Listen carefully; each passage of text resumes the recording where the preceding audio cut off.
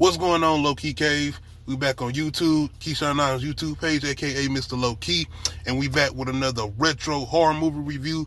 And this time we are doing 1992's Dr. Giggles. Me, this is definitely a guilty pleasure, especially as I got older. I recently rewatched this on Tubi. I think it's still on Tubi, I'm not sure. But when I came across this, I was like, oh, this is like one of my favorite movies from back in the day. Rewatching this movie, it's so fucking ridiculous.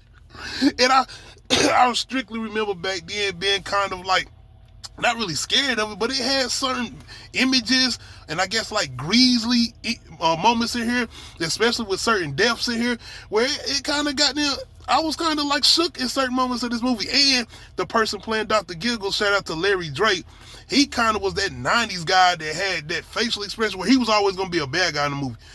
He played a bad guy in one of my favorite movies, Dark Man. And like I said, throughout the 90s, whether it's a TV show or movie, Larry Drake was going to be playing a bad guy. But he definitely just embraced this role, had a good time with it, had fun with it, you could tell. But man, when you are talking about just overall over-the-top, outrageous horror movie, like Dr. Giggles is like that Terrifier before what we got with Terrifier now, as far as what they're doing with those Art the Clown movies or whatever, and just how over the top the kills are, all the gore and whatever. This was definitely like that frontier, or especially when it came to like just grotesque or like gore in movies. This was one of the ones, especially like even starting it off, I would say.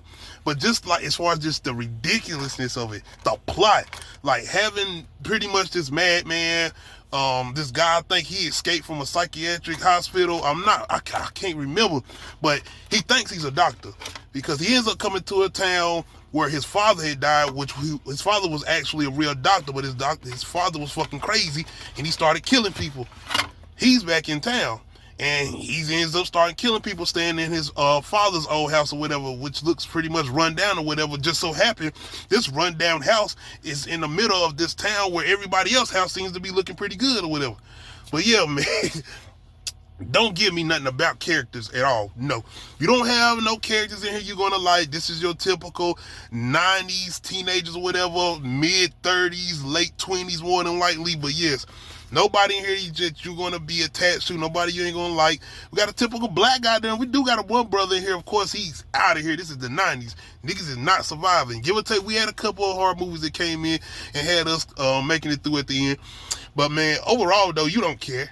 And you don't care about even the main core as far as the people we supposed to be rooting for, or the main characters that we were supposed to be hoping is going to make it through this whole movie. But honestly, it's really Larry Drake's Dr. Giggles that we are mostly entertained by. Rightfully so, though. He's the main protagonist of the movie or whatever. But it's really just watching the way he pretty much do these puns, as far as every time he kills somebody, it's a doctor reference or whatever. So it's that type of thing that's going on. And the way he kills people is pretty much using tools that you would have at a hospital, or doctor tools. He don't use no knife or machete or shit like that. No, he's using shit where like you can check your heart. He's using thermometers and shit like that, stuff you use for people sick or at a hospital or whatever.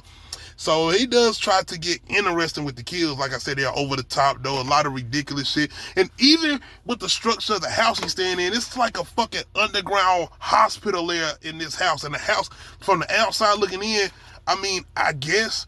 But yeah, man, this is definitely one of those guilty pleasure horror movies, especially around Halloween time when you just watching certain shit and you just looking for something. I mean, Friday the 13th movies are pretty much like that, like guilty pleasures, especially from like after the final chapter and go on.